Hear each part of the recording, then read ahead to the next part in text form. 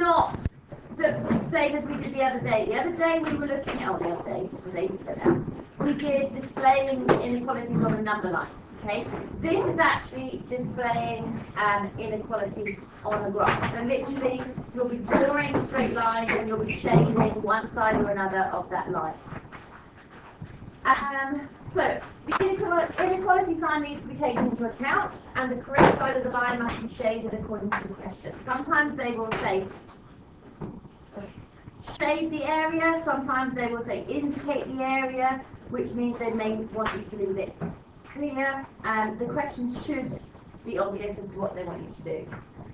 You need to remember how to draw a straight line as well. We did this last year.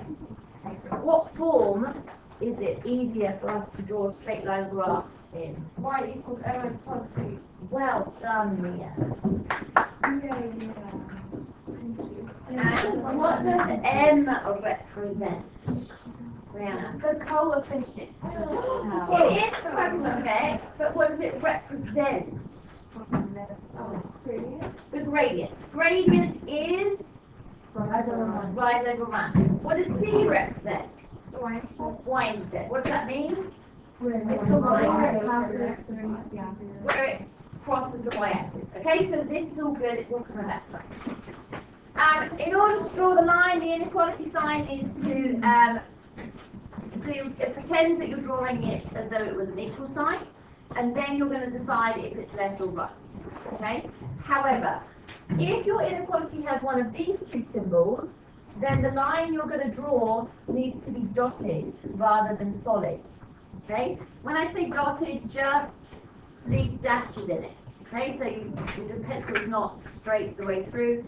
You just dash it. Okay.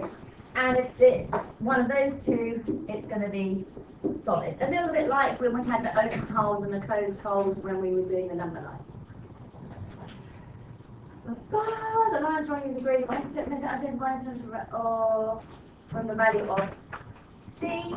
So that's the y-intercept is the value of C, and then use the gradient, which is M, in fraction form to plot the other points. Remembering that M means rise over run. If it's a whole number, what will the run always be?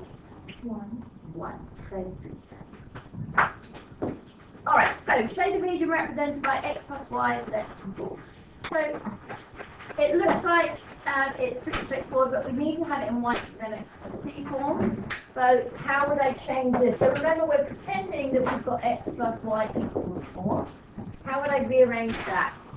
And then you subtract x on the other side. Good, so we're actually subtracting x from both sides yet, so we'll have got y equals. I'm actually going to write minus x plus 4. Are you all happy with that?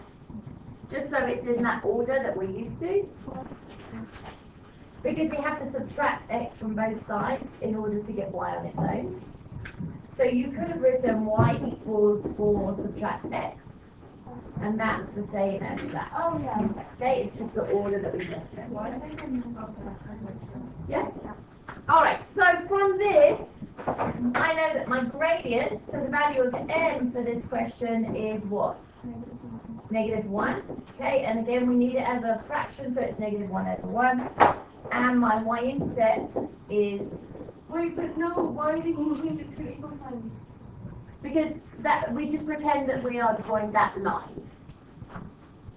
Okay, so that we have to draw a straight line first, and then we're going to shade one side or the other. Okay? Yes, Elena? Where does the -1 come from? Because there was a negative sign in front of the x. Were you happy with that? We rearranged it to have 4 subtract x, and then we just changed the order of these two, so we have negative x So you plus. just made it up? No, from up here, if I had x plus y equals 4, then to get y on its own, we would subtract x from both sides. Okay. Yeah? Yeah. And then I just wrote it in a different order. So I've got negative x plus 4. In other words, it's got negative 1. Okay? So there are gradient and y-intercept. So we're going to sketch these. Oh, we could probably use a nice... Oh, no, what the heck. We'll just use 1 square for each, shall we? So, I don't want to use that. So 2, 4, 6, 8, that's y. I'm going to use a different scale along here, because that does happen sometimes. And so I want to make sure that you would be comfortable if that did happen. So this would be -2, -4, -6, 8. Okay, so I don't need to have the same scale on my x and y axes as each other. However, the scale on the x-axis has to be the same. The scale on the y-axis has to be the same. Okay. Right, so I need to identify those 2 points. I know crossed at 4, so I'm showing that my y-intercept is 4. My gradient is -1/1. So that means I have to go from this point down 1 unit. So in this case, it's 1 square, and across 1 unit, which in this case is 2 squares. Are you all happy with that? Yes. So I've got a gradient of -1/1. So looking at my scales, that's 1 square here, but 2 squares on the x-axis, because I've got a different scale. So I've got down 1, across 1. That should be enough to be able to draw it. Now, at this stage, we've got our 3 points. We need to decide whether our line is going to be dotted or solid. Which is it going to be? Why dotted? Because it has, it's this, and then this. Yeah, so because it's just this, because it's just that symbol, we know it needs to be dotted. So check that before you just verily join it up, because otherwise you can't suddenly make gaps in it if you've already drawn it, unless you've done it with a pencil, which you should be anyway. So we're going to draw, oh, it's quite good. Well done, oh. I'm going to draw a dotted line like that. So it's at this point we now need to say, okay, which side are we going to shade? My suggestion to you to choose this is to choose a coordinate, okay, on one side of the line. I'm going to choose this coordinate here,